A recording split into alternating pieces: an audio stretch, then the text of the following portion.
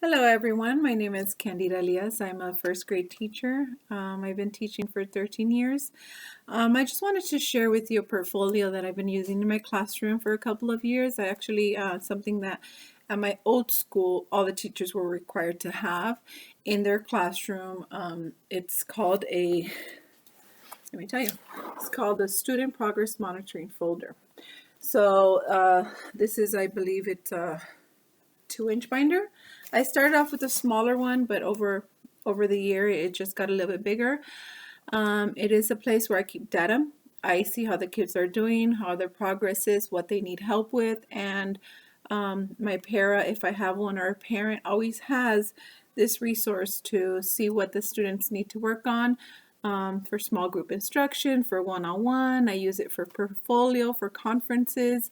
This is more for the adults in the classroom and even admin, and if ever they ask us for any data on math or language arts, phonics, I always have one place to go to.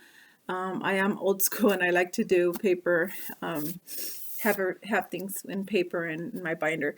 So I'm going to go over my binder and I'm going to show you the tabs and a little bit of how I keep track and how I use it throughout the year. So I start with obviously an empty binder.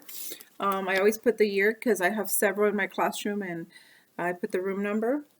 So inside I have the tabs that have pockets because I put worksheets here, or if I have additional resources that me and my para use, it's always a good place. And you'll see on the next tab that I do have some things in the pockets. So the first tab is called letters / penmanship.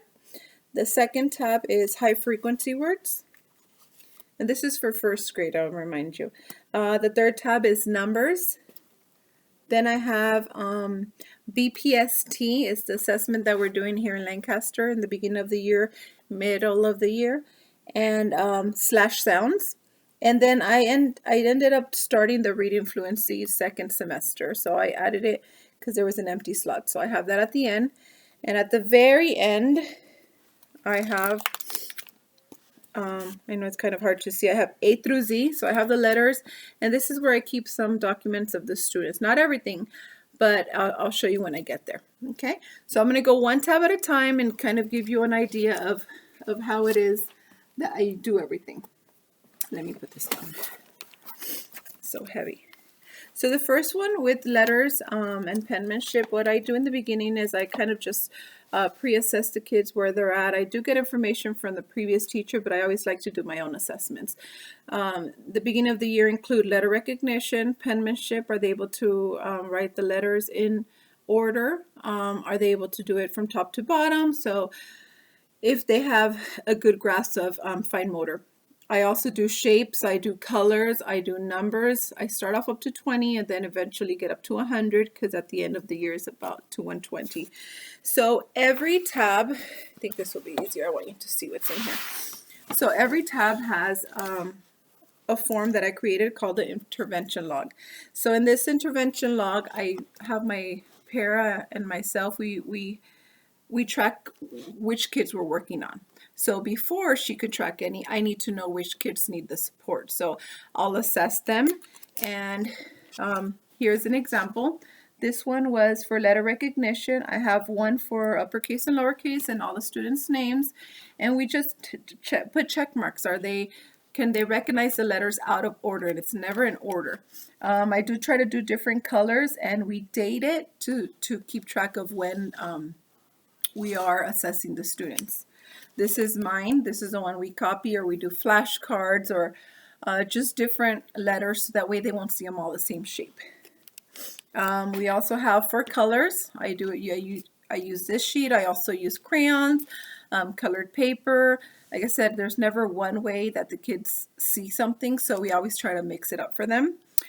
We have these half sheets where it has uppercase and lowercase. It starts off with a little bit of help, and then the kids have to, this is more in order. Can they do it A through Z in order? And they're able to sing the song to start off, and after the second or third time they restart, I just know they don't know it, so we move on. I do this about 3 times a year because not every kid comes in knowing their ABCs. I also do the same thing for numbers. Oh, this one's up to 30. So if you see the number one, it has a couple of them already there for them to guide them, but then I want to see if they can do it on their own. They're not allowed to look at the board, any resources around the classroom. I show my assistant and whoever's helping me out to just kind of monitor the kids. If they're taking too long, just don't stress them out. And if they're looking at the charts on the board, then that means they don't know it. So this is what I have in the first tab. And then when we have the data all together, then I kind of see a lot of my kids knew it towards the end of the year, but if you see this one's missing a lot of them, then he would be one of the kids that we would have small group instruction on letter recognition. This one is letter recognition, and the one that's fill in is just writing them in order. So it's two different assessments. So as you can see, I have some Post-its here. It's hot in here.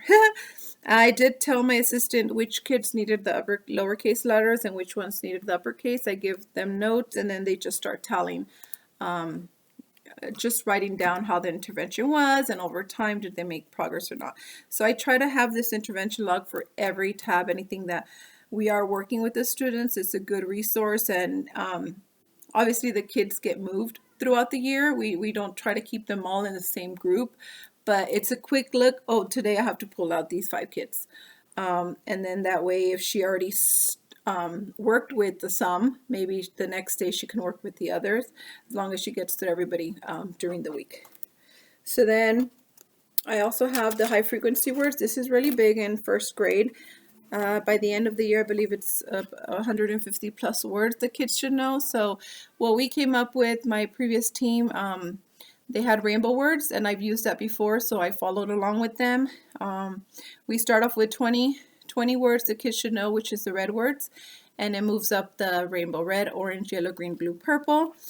Every student gets a sheet that looks like this. This is the green ones, and they also get flashcards to take home. So here's the green one, and here's the blue one. So let me flip it over. I'll come back to these pages so I can tell you more about these. So we always test the red first. So you're going to see a lot of color in this because this goes throughout the year. There are students that do struggle and they don't know all the words. There's just too many, but we just track them. I like to track them color by color. And we test every Friday. The parents are aware of that they're going to be tests. These are sight words that they're seeing in the decodables, that they're seeing in the read alouds, in the practice book. So this is not something that's just random to them. So it's really up to the parents to support us as well, because they do see it throughout the week, but we don't have a lot of time. So I do leave this for Fridays. When I do PLT, I like to pull them out too. This is a great resource for me to see who knows it. So if you can see here, back in September, I started all black. We assess them, see who knows it, who doesn't. If they know it, they can move on to the orange. If they don't, then if they know it, we put check marks. If they don't, it stays blank. So we've been using different colors, and it's a quick glance of which words are they missing. So I have this in here, so my assistant just pulls it out, I pull it out, and we'll randomly, you can see all these dots on it because with the pen. Randomly, do you know this one? Do you know this one? We also have flashcards. Like I said, the font is different sometimes, but I like to use this one. It's really quick, and this is what theirs looks like, but if it's red, the paper is actually red. I just have it in black and white. So then we move on to the orange words. So you can see here, if the students are passing, we do different types of rewards. They get to ring the bell in the office, which they love. Miss Zapata gives them a little treat, and they get an award that goes home, say that they passed the colored words, and we say specifically which ones. If they didn't pass, then we also let the parents know which words they need to study for the following week. We do certificates, we do treasure chests. So there's a variety that are in our grade level that we do plenty of rewards for the kids to want to master these. I noticed that towards the second semester, it gets a little bit more difficult. The list does get long, starting from 12. This is the indigo. Actually, this is the last one, and it has a lot more words here. So I started making their own personal flashcards. They have some at home. They have some in their pencil box. So they're constantly exposed, and a lot of the kids are helping each other during PL time to, try to read the words. So we find different ways throughout the week to work on the sight words. So every color has their own checklist. Here's yellow, green, blue, and then so on. It keeps going from there. So once I have my red, I started this list a few months into the school year because not every kid comes knowing all the words, and they might know one list or two lists or more. So eventually we created a list, which is it moves constantly. So we place the kids in groups depending on where they're at, and then it's a good tracker. This is the first page on that tab. So my assistant and I know where the kid is, and if a parent asks, we could quickly look onto here, and if we're testing, we can look quickly, hey, this student is on indigo, pull out the indigo words, or they're going to go ring the bell. What are they going to go ring the bell for in the office? Oh, because they passed their red words. And I like to take pictures and show parents on Class Dojo as well how they're doing. We started with just writing, making our list, but it got to be too many sheets. So it's constantly moving. I'm not sure if you could see it. So our lists are constantly moving. So we just ended up typing it out. And for me, it was easier just to white it out and have it. And it dried really quickly, so I always had it on the front page. Also, this is what the kids get. I don't give it to them in the beginning of the year because it's very overwhelming. They're coming out of kindergarten and then they get a list of 150 plus words. No, I wait a little bit more into it. Once I see that maybe on yellow words, then I say, hey, I do have kids that are very advanced. I had about a good handful this year, so they were ready for the list, and parents want to push the kids to do more. So I created this list that they can go ahead at their own pace, and this is all of them that they need to know at the end of first grade. This is on the back of their red folder, and it's also they could write on it. So I would go into it and I would go, hey, yellow, you only know you need these three. And this is a good reference for them to always have in that one spot. And if they ever came to it, then they would just pull it out. Same with the flashcards. These were the students would put them behind their binder. The binders that they have at school would go home, and also the red folders. So these were always there. And if I say, hey, Billy, I'm making up a name, right? Hey, Billy, what color are you on? And he would forget, check your red binder. Your binder. And they would look at it and quickly glance, hey, I'm on yellow. So those are the words that they're on. So it wasn't always on the teacher. It was holding the child accountable, the student accountable as well, so they know where they're at as well. And if they don't know, look for it. You can find what color you're on by looking in your backpack. Also, we have, I have the picture on my phone, but so in the classroom, right behind the testing table, I have a big rainbow, which is, it's already pre-colored. It's red, orange, yellow, green, blue, purple, and so on. So every time the kid moved the level, they all started on red, and they're like raindrops. And every time they moved the level, they would move on my bulletin. So if they were on red and they passed, they got treasure chest, rang the bell, they moved their raindrop to orange, and then so on. They passed. So it's a good visual, a class visual for them to see, hey, I'm moving quickly. My friend is now on this color. I'm almost there. Ever parents come in, open house, back to school night, they know where their kid is. But mainly it was for me and them to see. They could see and be proud of themselves. And there has been controversy. I put their name, their first name. I don't put their last name. Some schools do it by the raindrop has the kid's number or initials. I figured they're so little that I didn't have problems with them saying, hey, you're on red still all year. No, I didn't go through that. But some schools, instead of putting the kid's name on the raindrop, they would put a number or their initials. So you could do it whatever way you want. So this sheet is the one that they also had in their binder. And every time they changed a color, they passed it, they would color it in. So if parents looked into their binder, they could see, oh my God, my kid is on yellow because he colored red, orange, yellow already.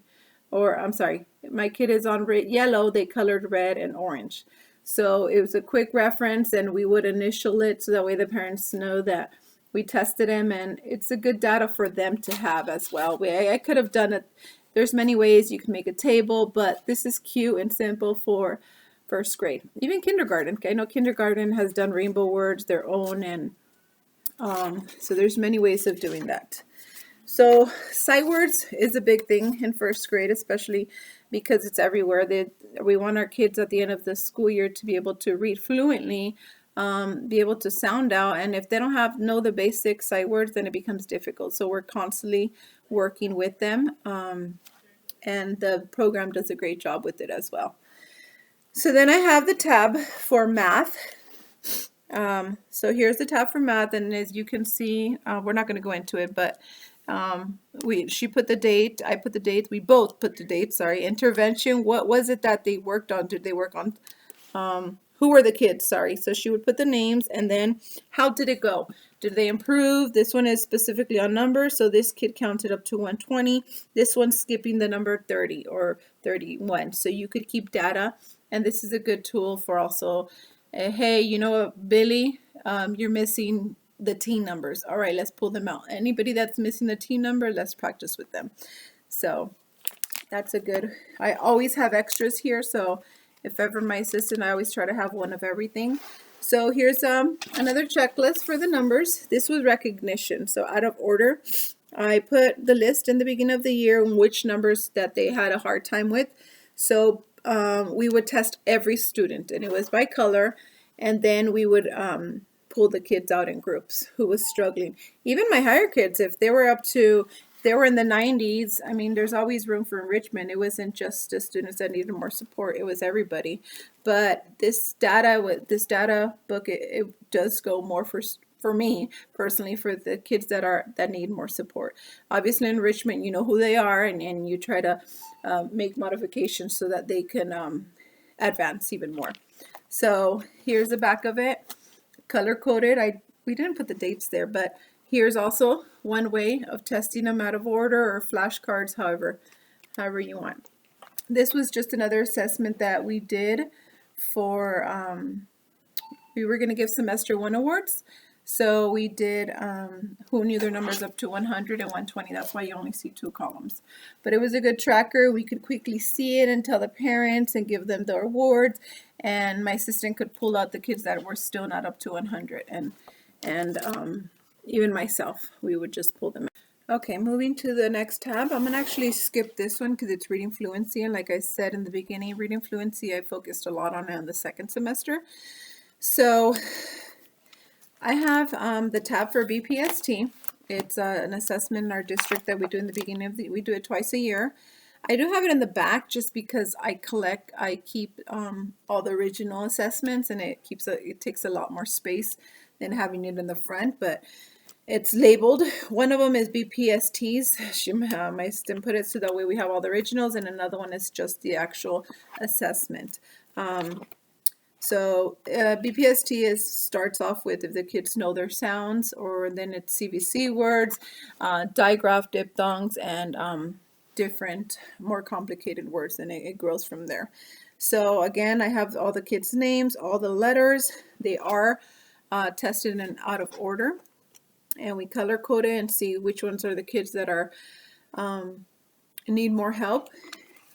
And then I also keep the original test here. So like I said, we do it more than once in the school year, and we just track them to see which are the sounds that they know, and then we keep going from there. We have CVC words, we have blends, we have like I said, digraph, diphthongs, long vowels, so a little bit more complex for them. So I always keep the test in here. We do monitor depending on if they know their sounds or not. We group them, and which are the kids that are going to be pulled out, which kids need the basic sounds. And with first grade, obviously we're introduced, we start one sound a week, and then it progresses, it gets a little bit more complicated. we don't move away from that. We don't expect a kid to know them all because we haven't exposed them. Yes, they did know the basics in kindergarten, but when it comes to the long sounds and digraphs and the blends, it's it takes time. So we want to see eventually progress, but it's not going to be overnight. At the end of the year, we want to see that growth. And like I said, this is where I keep track of everything. I also add additional resources for my assistant. This should have been in the front. So she just writes down who are the kids she's working with, and I can quickly go over here. There's always something for her to be pulling them out. And extras in the back. This one is on penmanship. I'm not sure why it's on here. So let me go to the actual assessment. So let me turn to a blank one now. It has the student's name. So here's the actual assessment. And like I said, all of them stay in this binder. So I have one place to go to. I don't put them in the portfolios because I like to quickly go into a binder and turn and know where everybody's at instead of finding a portfolio for a specific kid and going through the pages. It's just too much work. So it has the two, it shows here 3 times. We didn't get to the third one, but we put the different dates. This is great for SSTs, for IEPs, and you can see the growth in the kids. And I use flashcards. I do everything possible so the kids can learn their sounds. I also send books, simple books with when we come to the blends, or the long vowel sounds are very difficult, especially because it has a lot of different spellings. So we try to support them in different ways. But yeah, this is the assessment, and they're all here. It's all the students' assessments. So then we come to the tabs. Let me come back to the tabs. Sorry about that. We're going to go back to the fluency because this is what I started second semester. I'm really big about fluency. I want my students to be able to read, even if it's simple, or be reading fluently. I do try to set a goal, and in the beginning of the year, maybe 10 words if they're allowed, if they can read 10 words, even if it's just sight words.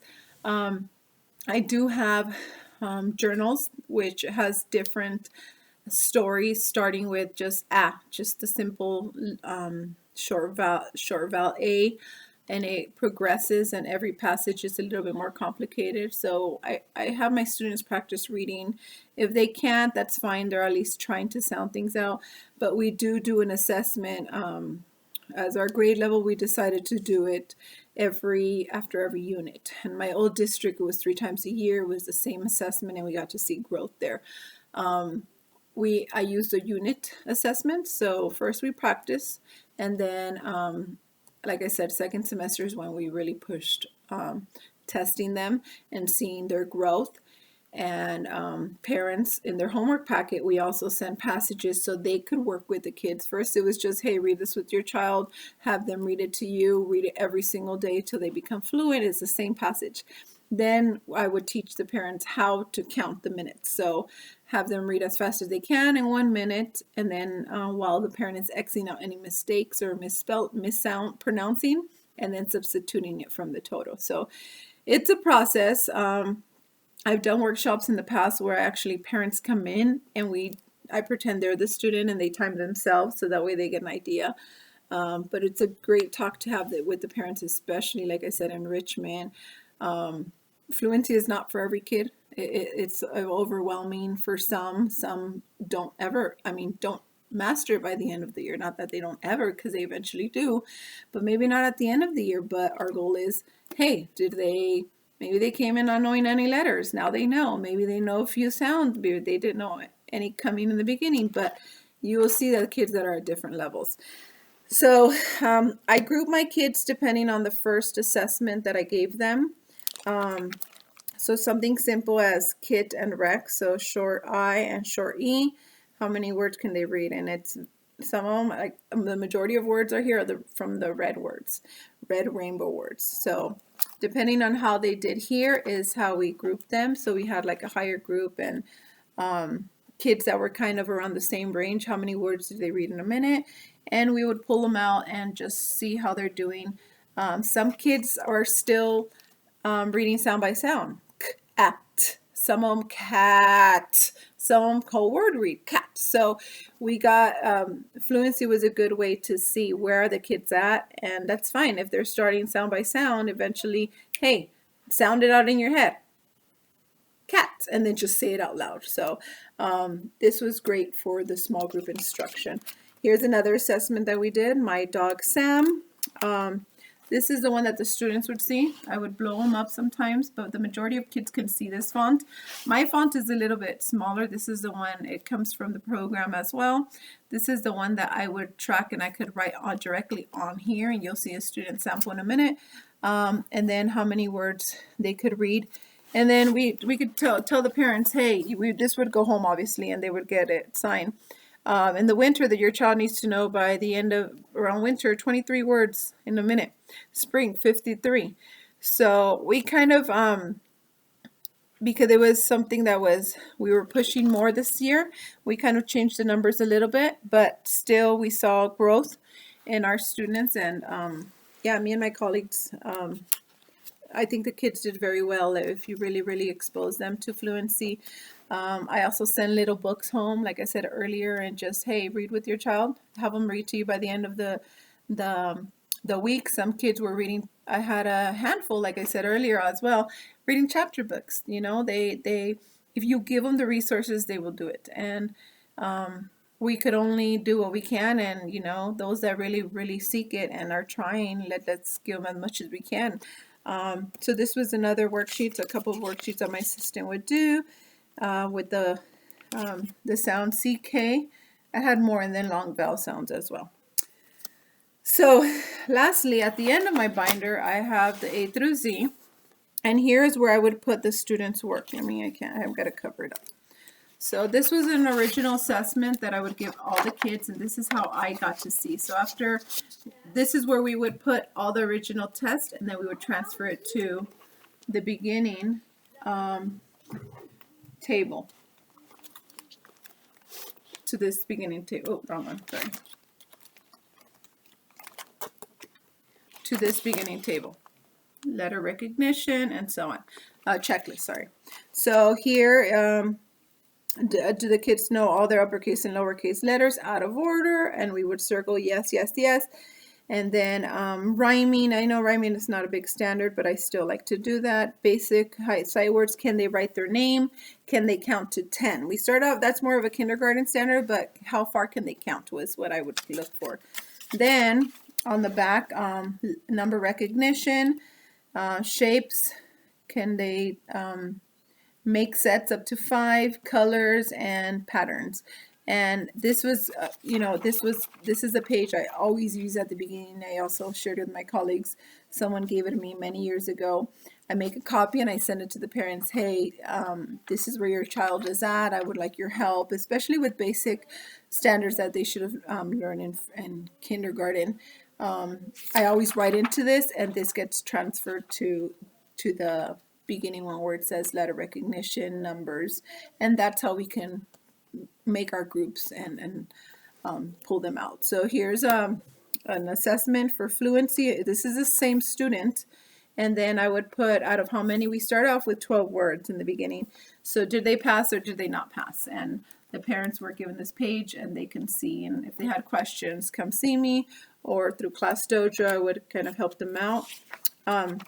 Here's the students' BPST, also color coded, so I know it was tested in August, September, and December. So she got it 3 times. And great for, like I said, great data for anything. Just even if a parent wants to know how's my child doing, hey, this is a list of things that I would like you to help your child. So then I would put all the A's. So starting over, this is another student. And I do have everyone's here all the way up to Z. And I always go by first name. So those are the 3 things I keep in this binder. It's always their BPST.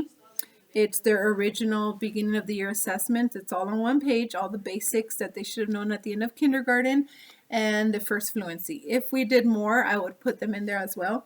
Their portfolio was separate. It was more like work samples, math assessments, language arts, anything else that was more, each kid have their own folder, and it was great for parents and if you wanted to do like an album or something at the end of the year.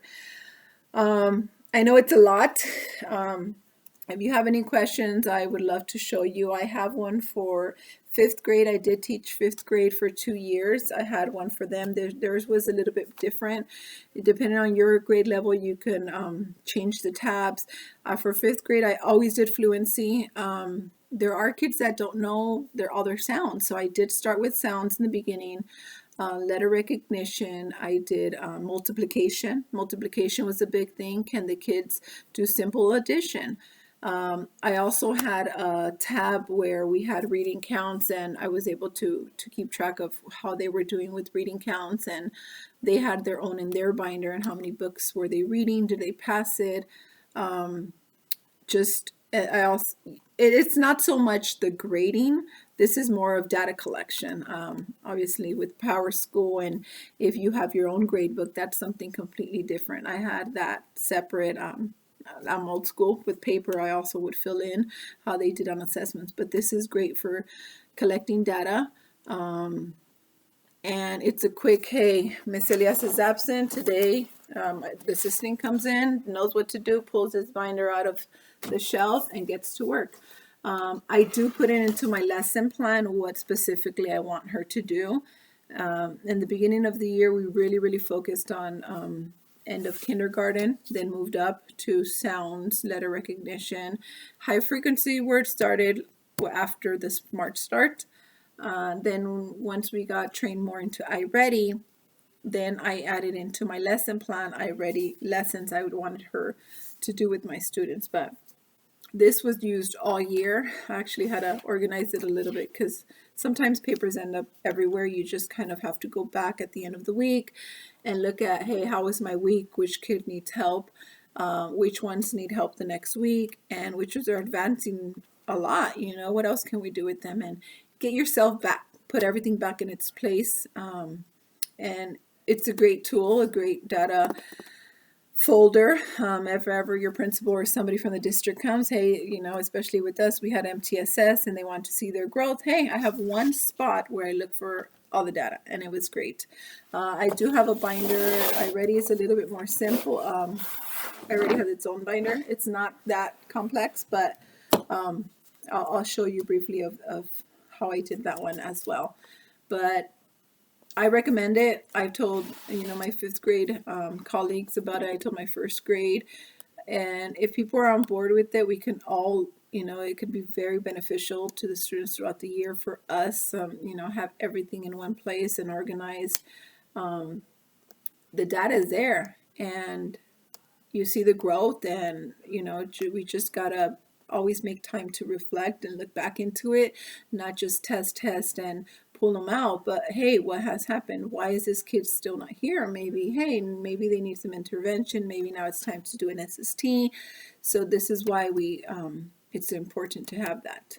So I'm going to go into the iReady. So with iReady, coming into first grade, my previous colleague had the previous teacher already had this binder. So I kind of just found it. What she did is she printed out all the lessons that iReady online provided for the teachers. I'm going to jump into the front, into the middle. So I just kind of pulled them all out and I just grouped them because I needed to know where everything was at. I did math tab. I made my own with Post-its. I didn't have time to buy my own. It was with everything going on. So all the lessons for math are in here. She actually printed them out. The whole grade level did. So it's a quick place. It's in a shelf. Your assistant doesn't need to know your password, doesn't need to take 5 minutes to get into a computer, log in. It doesn't work. It's all here. And make copies and so on. She could look at it a few minutes before and kind of prep for it. And then we also had the reading tab. Reading tab is very lengthy. Let me see. And she just had a few empty tabs on the back. So from that, I had all my resources here. So this is what I need. These are my lessons. This is where I'm going to go whenever I need a lesson on a specific subject. So with the first iReady, what I did was I pulled out, the kids were assessed and we saw where they were at and how they did. So there was different areas, and as us as teachers, we know. I'm just going to go over the math one. So for the math, we have geometry, number operations, algebra, and measurement for first grade. So what I did is I printed out the instructional groupings. This is for reading. I kind of color coded it because I like to see it quickly, and I kind of saw, okay, which were the kids depending on their scores. Oopsie, sorry. I should have had this in order for you. Depending on the score in that specific subject. So if I was looking at geometry, let's say geometry, I just focus on geometry, which ones were still in a grade below. And like, for example, first grade, I looked at early kindergarten, okay? And I'm not going to go more than 5 or 6 kids because in my kidney table, I don't have a lot. If you do have a lot, then separate them into 2 groups. So I color coded them all. I put what was it that they needed more support in. Is it N for number sense? Was it A for algebra? And once I had all my groups together, then I can have a plan for my assistant and myself as well. So I did the same thing for language arts. Phonemic awareness, phonics, high frequency word, vocabulary, and information. So I put all my students, I started with this group because even my students that were in the first group can be in the second group. And I wanted to make sure that she had enough for her group and it wasn't just like 2 kids. And we also have our enrichment, and they would get their own. So we would do more of like reading comprehension and more fluency, more complex fluency, but you'll still see that some of them still needed to be in one of those groups as well. So here's the data after the assessment. I color coded it. This determined my groups that she was going to pull out and myself. We did this during PLT. In the beginning, it was just during PLT. Eventually, it grew and it ended up being in the morning, PLT, and then math, and I would take over the PLT group. So I created this table, this chart where she can see, hey, this was for the paraeducator and this was for the teacher. So Monday, Tuesday, I put it throughout the week, and during these times, what lessons are you going to work with the students? Is it phonemic awareness? Is it phonics? Is it number and operation? So and so on. And then I pulled out students as well. So then this one is sorry, this is the reading one, and this one is the math one. Oops, no, sorry, the math is over here. So I grouped them all. I gave her table for the week, and then the specific students. I said it a little wrong. Hopefully I didn't confuse you. So here is what are the topics, and on the bottom the specific students that are going to be pulled out. And like I said, no more than 5, 6, because you don't want the group too big. If it is too many, just make them separate. And I put the student's name. I won't zoom into that. So to help her, I picked the lessons that were more important, the ones that we saw more in assessments, the ones that were really focused on iReady, and those were the ones she had to target first and really push it. iReady instruction, whatever lessons that we saw that they were falling behind in. So I pulled out from the original where I had all math and reading. I pulled out specific lessons I wanted her to teach. So here is phonics. All of these were phonics, and I put her name Bree. I shouldn't have said it, but these are the ones that she would do. Then I put her for math, number and operations. That's all you're going to focus on for a few weeks, not all year. And that it had her name on it. Then I put, for me, I put high frequency words. These are the lessons I was going to do, and so she didn't have to cover it. So I kind of just separated it so she knew what she had to do, and she didn't have to go digging through this whole pile of lessons. So yeah, that was the iReady one, and this is also in the lesson plan. I really pushed it in the second semester because we were still trying to figure out iReady and assessments and instructional groupings and all of that, but it worked very well. This was a big hit second semester. So any questions on that as well, I can help you out. I'm still working with iReady, but it went we saw a lot of improvement with that, and with everything that happened we didn't get to finish, but I'm looking forward to next year. I hope I didn't talk too fast. I know it's a lot of information, and I hope it helped. Okay, thank you. Bye.